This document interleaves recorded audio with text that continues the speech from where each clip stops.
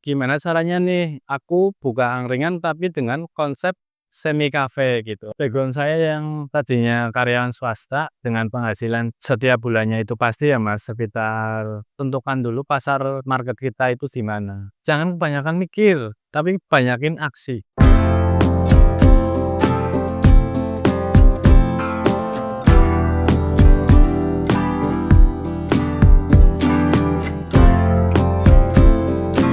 Perkenalkan, nama saya Tio, saya pemilik Angkringan Pendopo. Angkringan Pendopo ini terletak di desa kecil, di desa Cilongok, Kecamatan Cilongok, Kabupaten Banyumas, Jawa Tengah, Indonesia. Orang tua saya itu punya sebuah pendopo. Pendopo itu peninggalan dari almarhum ayah saya. Sama saya bekerja, saya udah punya cita-cita, impian. Kayaknya kalau misalkan pendopo itu dibuka buat rumah makan ataupun kafe ataupun angkringan itu mungkin bisa memiliki nilai jual lebih dan bisa laku begitu Mas. Kebetulan kan background saya tadinya kan karyawan swasta. Saya bekerja di sebuah perusahaan yang besar dan income per bulan pun di situ lumayan besar juga. Saya itu jadi karyawan swasta sales itu Mas, itu 11 tahun 7 bulan kemarin Mbak. Saya mikir nih Mas, ya masa saya udah puluhan tahun seperti itu kan masih nyales terus. Apa iya ilmunya kita terus pengalamannya kita itu nggak bisa manfaat buat orang lain gitu loh Mas. Tujuan saya ya saya ingin membawa kebaikan, pengen membawa manfaat buat teman-teman, keluarga ataupun masyarakat sekitar.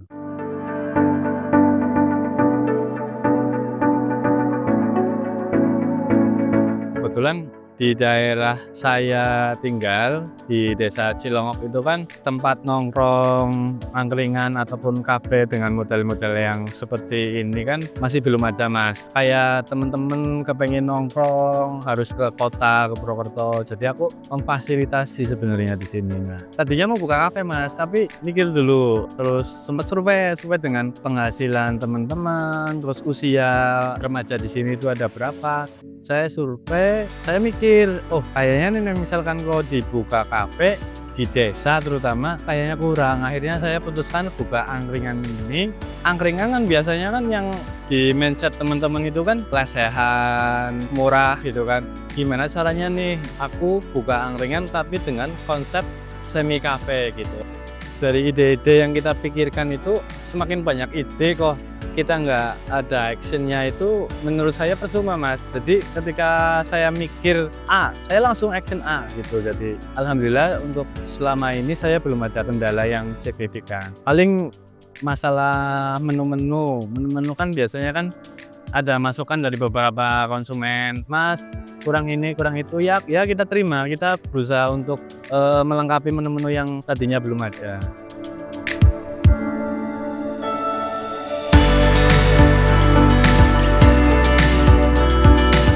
Untuk biaya operasional sehari itu sekitar 500 sampai 600 ribu Mas. Kita untuk belanja-belanja kayak sate-satean, belanja-belanja kopi saset, belanja-belanja sosis-sosis seperti itu semua sekitar 600 ribu. Untuk keuntungan sendiri kalau hari-hari biasa itu di angka 400 sampai 600 ribu. Tetapi kalau memasuki libur sekolah atau malam minggu atau malam libur itu omsetnya bisa 2 kali lipat Mas. Jadi biasa misalkan keuntungan 400 bisa sampai 800.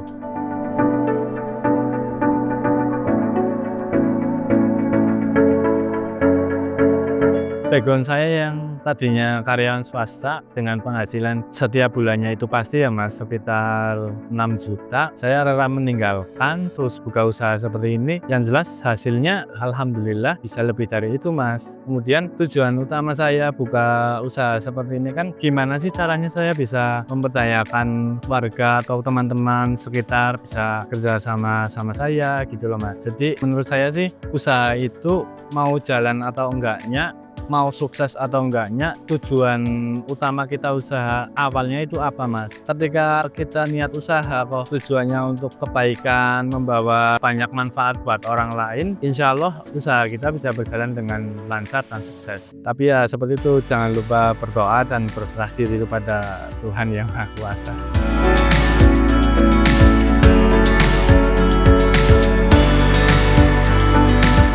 Untuk menu best seller di sini ada namanya nasi bakar Mas. Kita bikin sendiri, dijual dengan harga 5.000 per buah. Kemudian sate-satean kayak sate ati, sate usus, sate kulit itu kita jual 2.500. Memang di situ di makanan kita ambil untungnya itu tipis Mas. Tapi kalau untuk minuman-minuman saset, kopi-kopi saset, es gitu, saya jual per gelasnya itu 5.000. Jadi bisa nutupin buat keuntungan dari makanan itu. Untuk minum-minuman kebanyakan yang best seller itu minuman-minuman sasetnya Mas. Jadi kayak kopi saset, terus coklato seperti itu kita jual 5.000. Tapi ada juga konsumen yang suka banget dengan kopi pendoponya itu, karena saya jual murah sih ya Mas. Kopi Arabica tubruk kita jual Rp6.000 per gelas.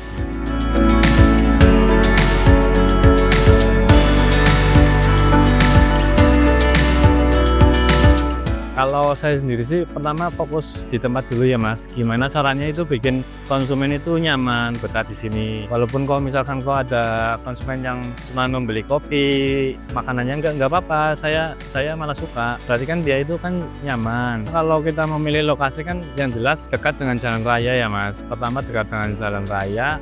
Kedua, jenengan tuh harus tahu di situ tuh ada pasarnya, itu pasar yang seperti apa, apakah banyak anak-anak remaja, orang tua, lah itu harus dipelajari Mas. Kebetulan di daerah saya ini anak-anak remaja usia 16 tahun sampai 29 tahun itu di sini lagi banyak-banyaknya Mas. Jadi ya itu tuh modal untuk kita usaha, tentukan dulu pasar market kita itu di mana. Itu sangat penting Mas, karena ketika kita survei ada angka kan yang keluar, itu kita bisa memaksimalkan atau kita bisa menuju target pasar yang sesungguhnya. Misal contoh di Desa Cilongok usia balita ada berapa, usia remaja ada berapa, usia orang tua ada berapa lah. Di situ kan udah kelihatan nih pasarnya nih, dengan banyaknya rentan usia yang dominan di situ, kita mau usaha apa lah, itu bisa dicari lewat situ sih Mas.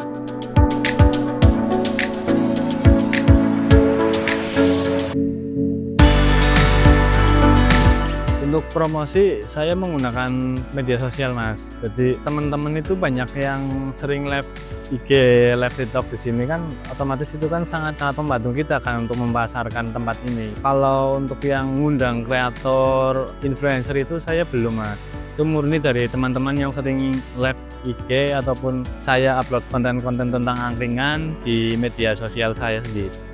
Tantangan berat di usaha saya ini kan karena saya konsepnya kebanyakan kan outdoor, itu ketika hujan itu Mas, ketika hujan itu usaha sepi ya Mas. Kedua, misal nih hujan dadakan, puncak keramaian di sini kan sekitar jam 8 malam sampai jam 11 malam. Itu pernah 2 kali atau 3 kali lebih lah. Lagi rame-ramenya, hujan turun kan kasihan konsumen gitu loh Mas. Jadi langsung masuk ke dalam pendopo. Ya tantangannya itu sih cuaca, kita nggak bisa prediksi ya Mas.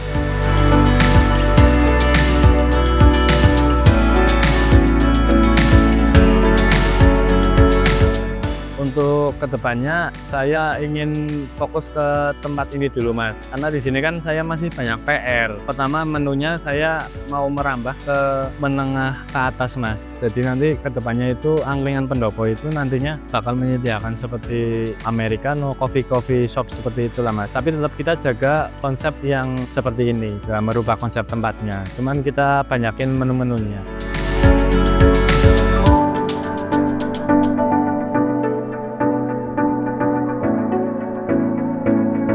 Tips-tips untuk teman-teman yang masih muda-muda, ketika kita gagal jangan pernah menyerah. Ketika kamu ingin mendapatkan suatu rezeki yang lebih, kita harus perluas wadah kita Mas. Apa itu perluas wadah? Jadi gimana sih caranya rezeki itu kita banyak? Berarti kan wadah kita itu kan harus diperbesar. Salah satunya kita kerjakan karyawan, otomatis kan itu ada titipan nih rezeki kita yang dititipkan dari Tuhan untuk karyawan-karyawan kita. Dan yang paling utama juga restu orang tua, memuliakan orang tua itu sangat saya pegang. Ketika kita memuliakan orang tua itu, insya Allah rezeki kita itu akan diperlancar dan diperbanyak.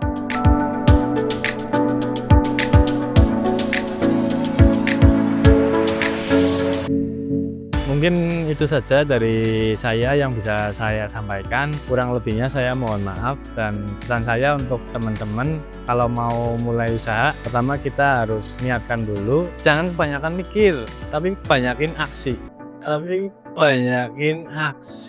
Seperti itu.